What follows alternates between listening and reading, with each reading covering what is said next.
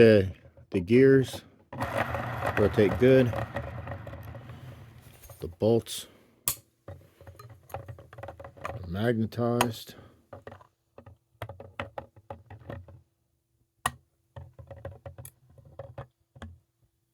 Bolts are magnetized.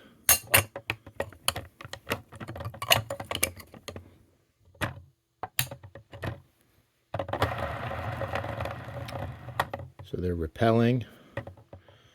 The lineup is pretty good. Bolt head to bolt head. Gears a little loose. Fine for now. Spacing should be roughly okay for something real tight. Now to design some torque plate to go in between and do some tests.